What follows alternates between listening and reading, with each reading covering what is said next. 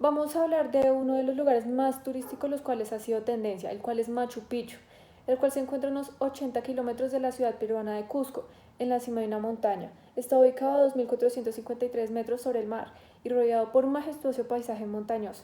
Este sitio alguna vez fue importante palacio y santuario religioso por los incas, el mayor imperio de la América precolombiana. Se cree que la ciudadela de Machu Picchu fue construida alrededor de 1450 por órdenes de Machu Cutec, el primer gran soberano del imperio inquiano. El lujoso complejo urbano se mandó a edificar entre las montañas de Machu Picchu y Huayna Picchu, que se alcanzan sobre el valle sagrado de los incas.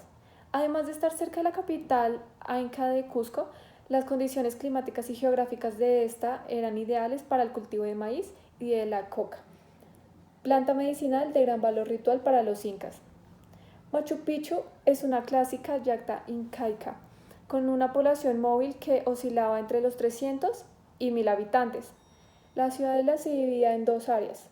En la zona urbana se encontraban las residencias y los recintos religiosos como el Templo del Sol o Torreón, mientras que la zona agrícola consistía en varias terrazas de cultivos escalonadas construidas sobre la ladera de la montaña, la cual explicaremos más adelante.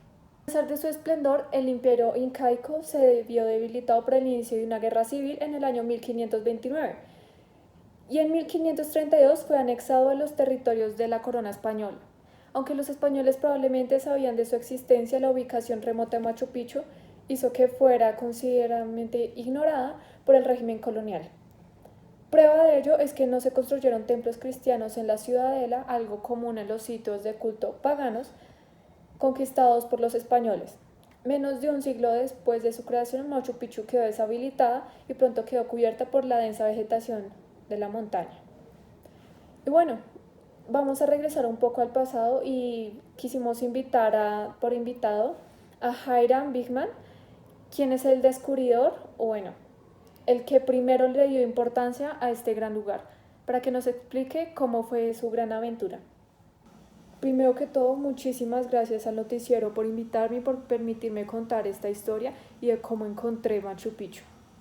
Nací el 19 de noviembre de 1875 en Honolulu, Hawái, y morí el 6 de junio de 1956 en Washington, D.C. A partir del siglo XIX, diversos científicos y exploradores comenzaron a hablar de la existencia de una ciudad perdida entre los Andes peruanos. Estos rumores un día llegaron a mis oídos cuando yo era un simple profesor de historia sudamericana en la Universidad de Yale.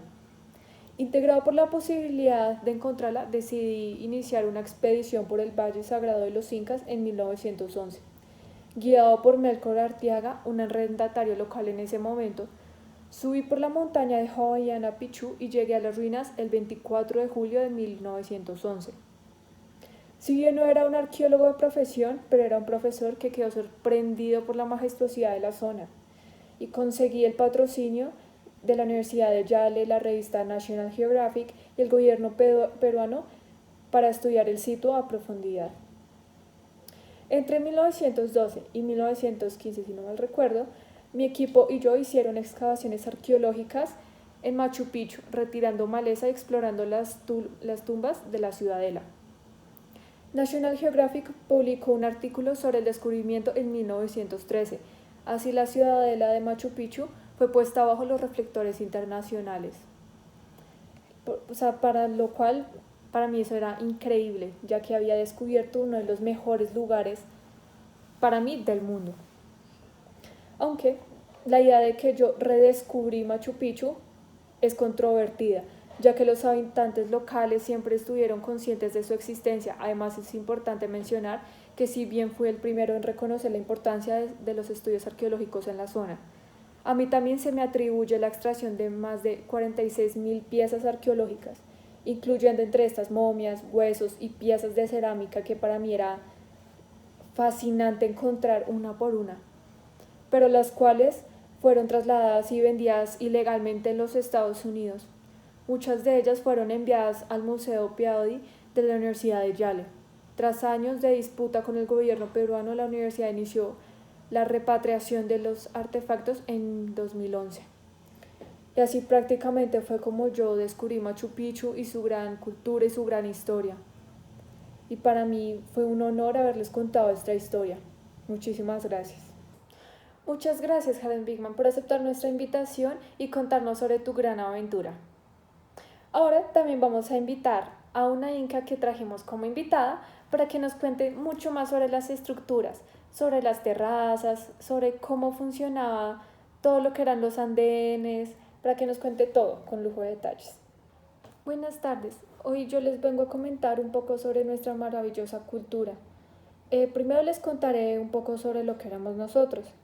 Nosotros creíamos en la vida después de la muerte, tal que los muertos serán enterrados con objetos que pudieran cubrir las necesidades de los vivos. Nosotros cultivamos la música a la par que la danza. La usábamos principalmente para las faenas agrícolas y las guerras, aunque también hubo música amorosa y fúnebre. Otra cosa era que celebrábamos diversas festividades. Algunas servían para comenzar el calendario de las labores agrícolas, otras para rendir culto a los principales dioses incas. Estas se realizaban en diversas fechas del año incaico. Nosotros teníamos la religión de la politeísta, en la que el aspecto de la naturaleza poseía un carácter divino necesario para nuestra subsistencia. Nuestro dios principal era el sol, Inti. Sin embargo, habían otros, como Huiracocha, creador del mundo, Quilla, luna, Yapa era el dios del rayo, los Apus, que eran las montañas, y demás. Todo lo que tenía que ver con naturaleza, en eso creíamos.